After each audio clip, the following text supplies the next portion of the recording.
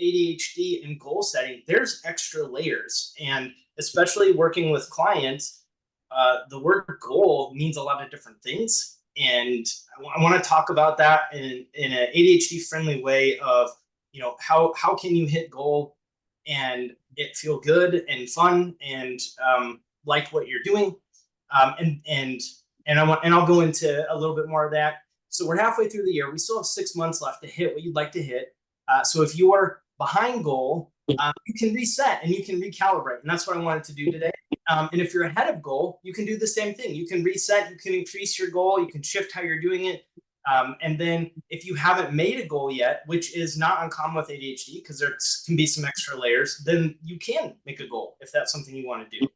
So that's what I want to talk about. So first off, what I want to say is, has anybody attempted goals and then said, okay, I'm going to lose 15 pounds and I'm going to hit my sales goal and I'm going to hit my profit goal and now I'm going to cook at home more and I'm going to exercise and spend more time with family. I'm going to clean 15 minutes a day. It's like this. It's not just one goal. It's like 5 or 10 little goals. And it's like, okay, I'm going to overhaul my life and this is great. And then it feels like a lot. It's too much change. It feels like overwhelming. And then we don't do any of it. I've actually definitely done that. So that's one thing that can happen. And really with ADHD, we can also do really well with goals. So the agenda for today is I want to talk about, I'm going to kind of pepper in some do's and do nots for goal setting with ADHD as I take you through the steps that are based on one of the top ADHD coaches and who actually wrote a book on this. And I sprinkled in a couple other things. And I want to take you through the steps and some of the questions. And his name's Alan Graham. And how does that work? What does that actually work for us? Because some of the stuff we've been taught may or may not be quite as ADHD friendly. So in a goal, I want to start out before we even get into this, is when I say the word goal, or you say it to yourself, what are the thoughts and emotions that come up within you? That is, before you set anything, before you use the word goal, that is the number one thing to look at, because some people stop there because some people it might be exciting or it might bring anxiety. It might make you tense up. It might feel too restrictive. It might bring up the words of failure or things that you haven't hit before. Or again, it could be a challenge that makes you really excited. And knowing how you define the word goal is really important. With clients I've had that are extremely successful that have never hit goals or never set goals, what I found is because the word goal means it's this goal you have to hit no matter what. And if you don't hit it, you're a failure. That's the narrative or the goal or the goal definition that I've witnessed. And so if you are in that camp, you can redefine what the word goal means. So goal does not have to be this thing where there's no plan B, right? You either win or fail. If there's no other option, it doesn't have to be that if that paralyzes you. Now, if you're on the other camp and the challenge gets you going, that's okay too. And it might vary depending on the challenge, the day. The important thing is to be flexible. There's some stuff out there that says you need to want the goal, more than you need to breathe. I don't know if you've heard that. If you don't do that, you're not going to be successful. Oh my gosh, is that unhealthy? Please don't want your goal more than you want to breathe or more than you care about your family. Don't sacrifice everything. You don't have to do that to be successful. You can do so many things and hit so many goals while having a good quality of life. And Gary Keller actually says, time lock your personal time in first before anything else. So I want to just talk about because that's the first thing in setting a goal is how do you define goal, and especially again if you've been maybe people pleaser, right? Some people is I've got to hit this goal, and this was totally me. I got to hit this goal because then I'm going to compensate for the parts of me that don't feel good enough for my low self-esteem, and then I made something of myself or be successful, or now I can feel okay because I'm in the top whatever. And when I was in the top 100 in the world, guess what? Still didn't feel enough. So don't do that with a goal. That's not going to solve it for you. Goals should be fun. They really need to be fun and something that you are excited about or want to do. And so redefine the word. And one definition of one of the clients I had who felt really stuck is we switched the definition to it's something we strive for and it's okay if we don't hit it. I've heard people switch it to it's an intention. It might be an exciting thing I'd like to hit. It's this awesome thing that's going to help my family. Or again, you might like the challenge. I'm going to hit this no matter what. Again, there's not one size fits all. It's how do you want to define the word goal that actually feels good to you? So then I want to bring in failure, because that's a word I've heard too. Has anybody said that in their mind? Like, I don't want to be a failure, or even hesitate to set goals because then if you don't hit it, then you might feel bad, or avoiding stuff. Okay, so that's another thing. The word failure, what does that even mean? You know, because when I go with clients and we look to define it, we really can't define it. So what does failure even mean? If you, and going back to Gary Keller says there's no such thing as failure. You either win or you learn something. And so if you hit a goal, let's say you set a goal and you don't hit it, you know, one person might say, I failed, I'm a failure. You get down on yourselves, energy goes down, you're scared for the next time to avoid the pain of feeling like you failed. So you might hesitate to set bigger goals. Does anybody do that? Yeah, I just saw in the comments, right? You're hesitant to set big goals because you don't want to fail. So you've set smaller goals because the pain of not hitting it is too much. And so there's one scenario, right? I'm a failure, down on yourselves, your energy goes down and you're scared. Now, the next thing, and this is where you're going to move forward, is if instead you say, I didn't hit it, right? You stay neutral and you get curious. You probably heard me talk about that. What part did I start resisting? You know, what was my response? Some people say, oh, I don't want to come on a coaching call and give excuses. I want to hear your excuses because that's where we get through it. So tell me all the excuses you have with no judgment. Let's look at it. Where was the resistance? What was actually going on behind it? It's not just an excuse. It's actually a clue to what's going on. So if you ever set a goal and we want to go into that. So what part was I resisting? When did I start to freeze up? What was happening? What pain was I avoiding? Whether it's emotional pain, physical pain. Did I just get bored? Or maybe was it overwhelmed and I shut down? What other ways could I have hit the goal that might be more fun? Was my goal realistic in the first place? Did I set it? Did I actually want it? So if you've ever hit a goal, or if you've ever set a goal and you didn't hit it, ask these questions. It's way too complex and dynamic to just say you failed. That's not even the thing. I mean, I just don't think there's anybody here that's just a failure that doesn't even try. I just don't think that's in our DNA. I think we're actually probably trying harder than a lot of people. So just being really curious. So that's when we're looking at the steps to set a goal. Number one is to define the word goal. This one's going to set the tone for that. And so define that word goal, see what it feels for you, and then switch the definition. I'm going to have a worksheet that I'll send out that you can kind of do this with in the next couple of days too. So that's number one, is define the word goal, what comes up for you and how you want to define it. Number two is to set the goal loosely, because we're actually going to come back to it. So here's another mistake that I see. And if you don't know, I've worked with agents, like top 1% in the country for real estate. One of the biggest mistakes I see is that they set a firm goal and commit to it before the 2 steps that follow what we're going to do. So I want you to set a goal just kind of loosely where you can come back to it. The other thing this is going to do with ADHD, we can get stuck. Somebody get stuck on deciding the perfect goal and getting specific, and then you get overwhelmed and you freeze, and then you just back away and don't do it at all. So this is where we want to avoid the perfectionist thing and just set a goal loosely, because you can come back to it. That's number 2. And then we'll go through the next steps, and then we'll kind of come back to that and shift that. Because the other thing, when we're looking at what Alan Graham said, and that's that famous ADHD coach who wrote the book on ADHD and goals, is there are, goal setting and goal getting is hard for anybody. That's just life. That's just being human. And then when you have ADHD, there are a couple of things that add more onto that. There's another layer, like having working memory stuff, organization, keeping focused on something if you're not interested anymore, staying motivated, time blocking and fitting it into your schedule. Sometimes we can take on too much. Anybody take on too much? Hey, what I'm doing, I have to be out of here in a week. My mom was like, like with the camper and the move and stuff, she's like, I'm a little worried for you. And I was like, hey, remember I've got the hyper focus. She's like, oh yeah, okay. She doesn't have ADHD. And she's like, okay, that's right. I've seen you do that crazy stuff. So we can take on a lot. I have to be out of here in a week and the electric's not working in the camper and I still haven't moved stuff out. It's okay. We'll figure it out, right? So we also have other sides to it, like good sides where we can really do some good things. And, there's other elements that can be harder around goal setting, a lot of different things. And so that's why we want to get stuff in place to make it easier for us. And that's what we're doing.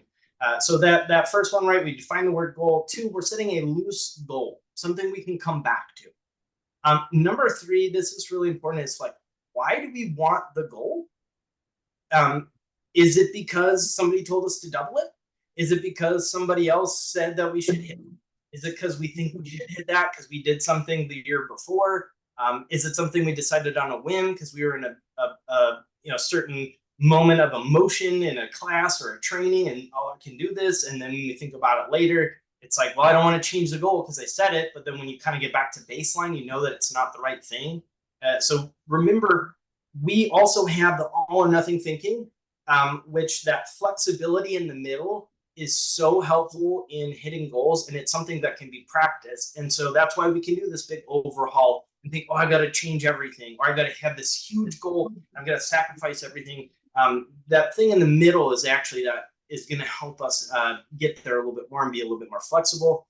So why do you want it? And then the other thing with that that can be really helpful is doing a pros and cons of the goal. So pros and cons of like, what's the pro of hitting the goal? And then what's the con of hitting the goal? I know that sounds kind of weird. And this is what they've shown in studies is really helpful because it's either going to firm up why you want it, or it's going to help you see like, you know what, maybe I don't want this, and that's okay. And then you go back to it. So for an example on that, like a pro and con, maybe you have a really big goal around sales, real estate sales, and you do the pros of what that means, and then you're going to do the cons, which is what it's going to cost. So when you break it down, which we're going to talk about in a second, you realize, okay, I'm going to not be able to take as many vacations, or I'm going to have to do double the amount of lead gen, and I'm already working until 6 p.m. or 7 p.m. and I'm missing dinner or missing ball games. And this is what Gary talks about too. What's your freedom number? It's getting away from you've got to hit this certain goal, or you're not enough, or you're not pushing yourself, or you're mediocre. Like, throw that out. Like, what do you want for your life? This is your life. You live it every day. So who cares what someone thinks about your goal? It matters what you care about your goal. So that pros and cons of hitting it, and then is actually really helpful. And what does that mean? What are the sacrifices you might need to make? Now, the other thing with goal setting that I've noticed too is some people feel like the goal that they set has to bring out this big emotion. Some people, we've heard that where emotion is the thing that actually makes you act. Logic might not. I would disagree with that slightly, because sometimes things that just make sense can be motivating. And maybe that's how some people's brain or my brain's wired. But like cause and effect, oh, here's the math of why this needs to happen. It's not something I have to be crying about to be motivated. It could be something that just logically really resonates with me at a high level, and it's something I want. Or you could get really emotional about it. Again, it's the thing I want you to take away is your goal is your goal, and there's really not rules around it. It needs to be something that you want, that feels good, and it doesn't have to check a certain box to be a certain way. Yeah, why do you want it is the next thing. And then we want to break it down. So this is right now. So number 1 was defining the word goal, seeing if anything comes up for you, maybe even redefining what it means for you. Number 2 is to set that goal loosely. Number 3 is like, why do you want it, and really analyze it, make sure it's the right goal for you. And then 4 is to break it down and make adjustments. So the 2 things that I want you to do, right? Number 2, we said set the goal loosely.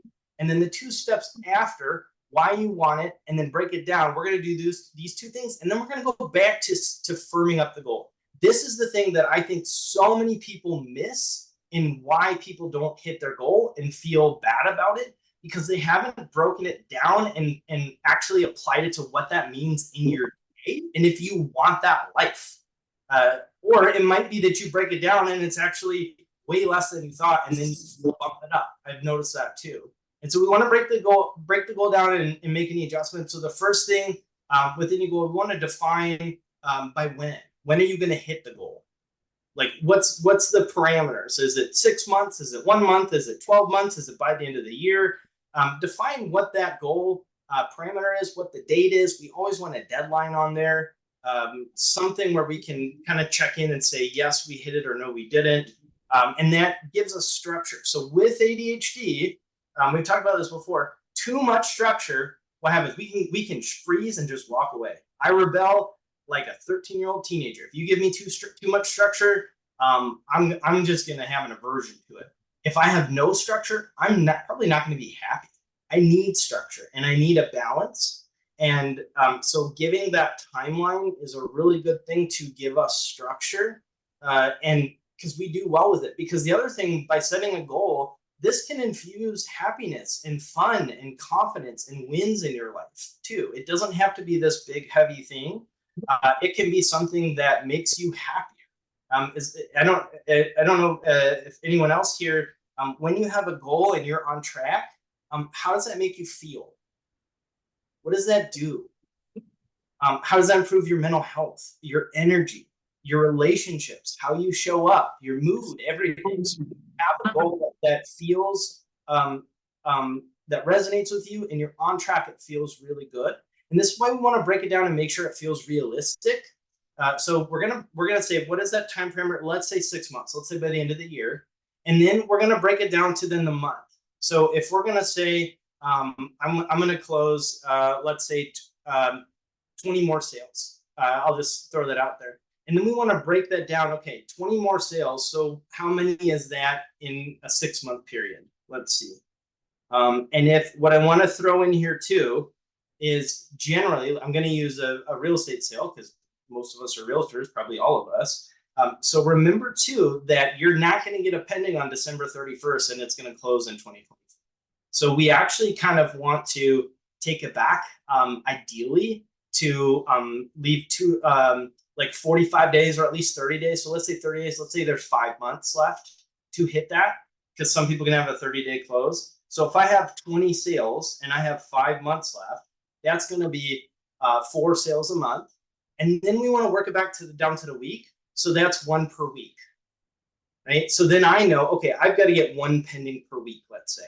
And if I look at my history and I've been getting 1 per month, and all of a sudden I got to get 1 per week, you may think, okay, I've got to do 4 times the amount of activities I was doing, or this is going to make me get sick because I'm going to be working so hard. It's not going to be healthy for me. So what if I work on doubling and I get 2 pendings every single month, which is going to be double what I was doing, and I'm going to start gearing up to hit that rhythm of 1 per week starting for 2025. This is that crucial piece that's being missed, because a lot of people commit to the goal. How much do you want the goal? What it's going to do for your family? How much are you committed? And you're all in, and then you get into it and, oh my gosh, this is 4 times more than what I've done. Now I'm shutting down. Now I feel terrible, and I told everybody about my goal, and I did it in this class, and oh my gosh, now I don't like goals, you know? Or you're going to break it down and say, okay, that's 1 pending per month, per week. Well, I'm already getting 1.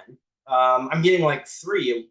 So you know what? I can do more. Maybe I can do more than 20. Maybe I can do 30. What does that look like? And that's why you want to break it down, because what I've noticed too, an equal amount is when we break it down, agents say, oh my gosh, that's actually not that bad. I can get 1 listing signed a week. Wait, I can do more.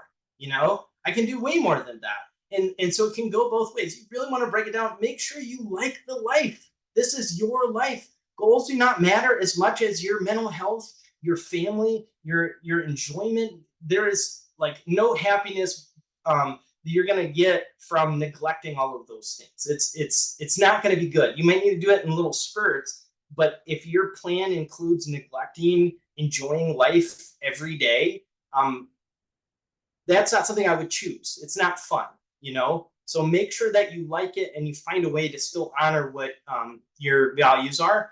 Now, I'm a big fan of big pushes and challenges. We can get super excited. We can handle more stress, more pressure, last minute stuff more than anybody else. So there's also things that you might put in place to do a big overhaul that give you a big challenge. And so that's why I want to say, this is how you work. your brain, nobody else. There's not a right way to do it, you know?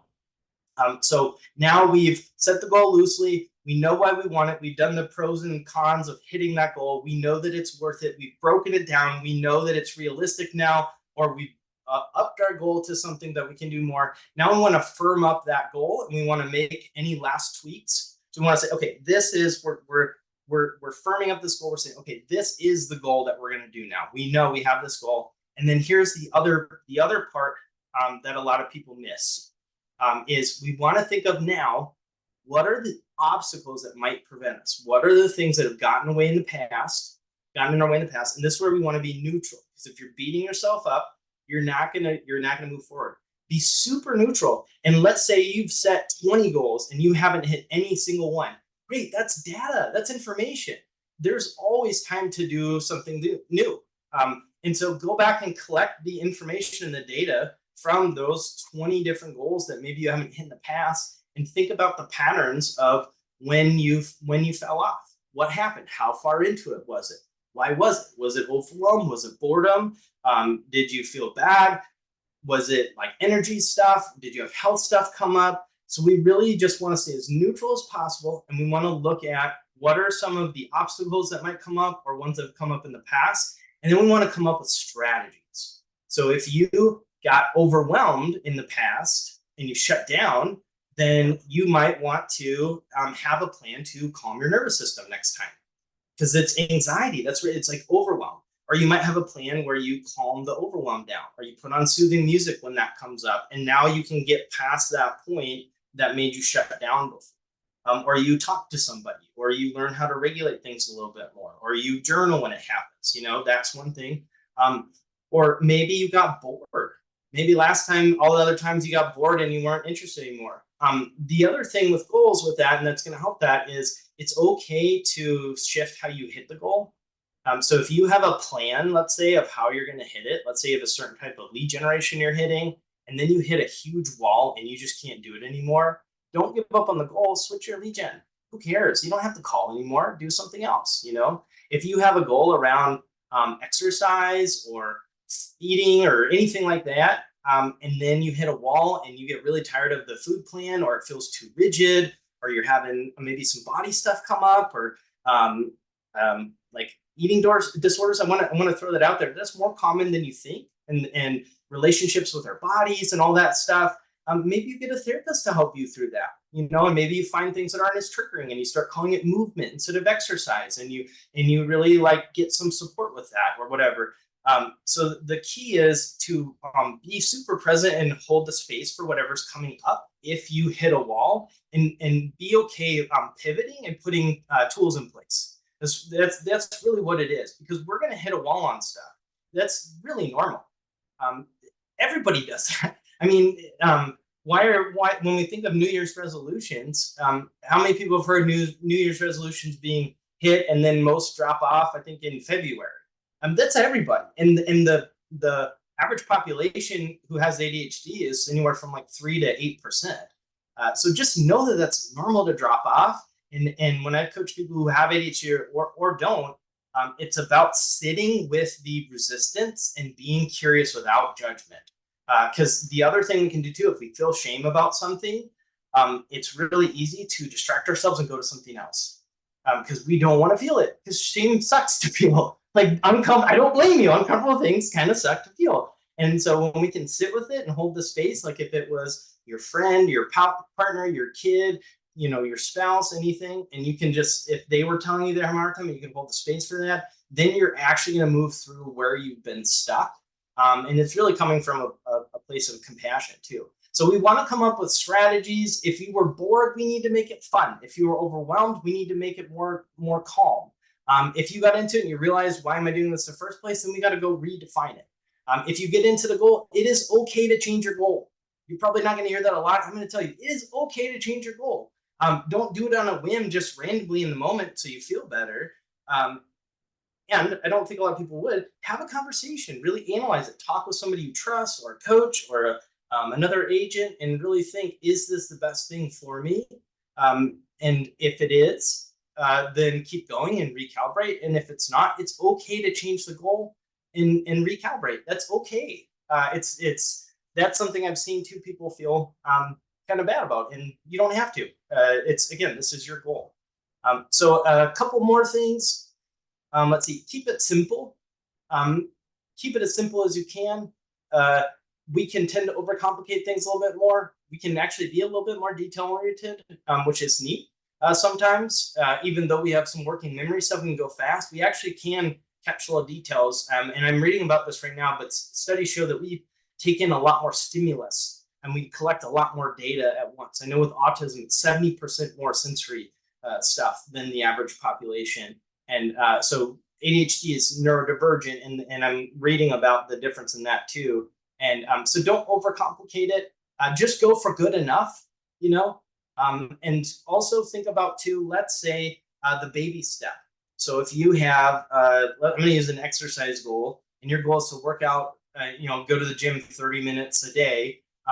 The all or nothing says, I've got to go to the gym and get in 30 minutes on the weights or I didn't hit my goal. Whereas if you can soften it, if you have a bunch of resistance, you say, I'm going to go for a walk for 15 minutes. I'm going to do something. I'm not going to do 100%. I'm going to do 80%, 85% of what it was. That's okay. And if you miss one day and you get back on, that's okay.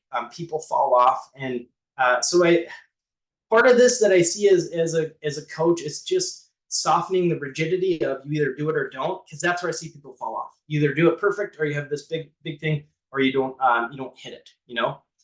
If you are in the camp where goals excite you and you like challenge and you like to be pushed and you like having that boundary, do that. Set that up. Have somebody have there be some kind of doubling, or even maybe put some money in a pool, and whoever doesn't hit it, you share it with other agents or whatever gets you excited. Post about it. Tell people about it. Get the pressure up.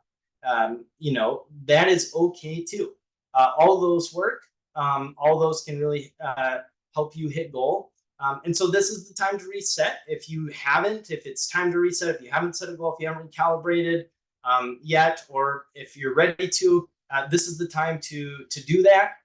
So to go back over the steps. So one, we want to define the word goal. What do you think and feel when you hear that word? And how do you want to define that word, whatever that looks like for you?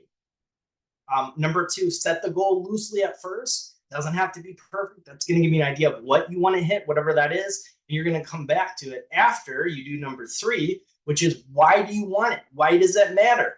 What does it cost you if you don't do it? What is it going to give you if you do? Do the pros and cons of hitting it and make sure it's the goal that you want. Number four, break it down.